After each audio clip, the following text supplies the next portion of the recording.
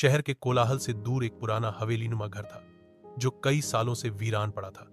लोग कहते थे कि वहां कोई भूत नहीं बल्कि कोई बड़ा रहस्य छुपा है। गांव वालों में से कोई भी उस घर के पास जाने की हिम्मत नहीं करता था, खासकर रात के समय। एक दिन शहर से एक नवयुवक पत्रकार अर्जुन गांव आया। वह रहस्यमयी जगहों पर लिखने के लिए जाना जाता था।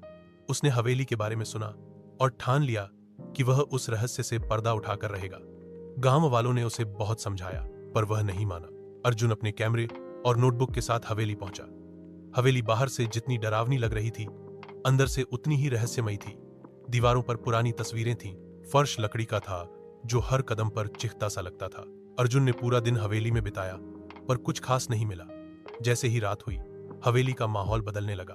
अचानक हवा तेज चलने लगी, खिड़कियां अपने आप खुलने बंद होने लगी। अर्जुन ने अपने कैमरे से सब कुछ रिकॉर्ड करना शुरू कर दिया। तभी उसे ऊपर की मंजिल से किसी के चलने की आवाज आई। वह धीरे धीरे सीढ़ियां चढ़कर ऊपर गया। वहां एक बंद कमरा था जिसका दरवाजा जंग लगा था। बड़ी मुश्किल से दरवाजा खुला। अंदर घुप अंधेरा था। अर्जुन ने टॉर्च जलाया। कमरे के कोने में एक पुराना संदूक रखा था। जैसे ही उसने संदूक खोला, एक पुराना पत्र और कुछ तस्वीरें मिली।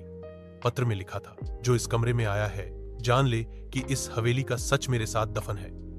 यह हवेली कभी एक राजा की थी जिसने अपने खजाने को यहीं छुपाया था, परंतु वह खजाना पाने के लालच में उसके ही लोगों ने उसे धोखा दिया और वह मारा गया। उसके बाद से यह हवेली किसी को चैन नहीं लेने देती। तभी पीछे से एक साया गुजरा। अर्जुन ने मुड़कर देखा पर वहां कोई नहीं था। कमरे का तापमान गिर गया था। डर के मारे अर्जुन भागकर नीचे आया और हवेली से बाहर निकल गया। अगले दिन गांव वालों ने देखा कि अर्जुन हवेली के बाहर बेहोश पड़ा था। हाथ में वही पत्र और तस्वीरें थीं। जब वह होश में आया, उसने अपनी कहानी सबको सुनाई। कुछ दिनों बाद उसने एक लेख लिखा, बंद कमरे का रहस्य, जिसने पूरे देश का ध्यान खींचा।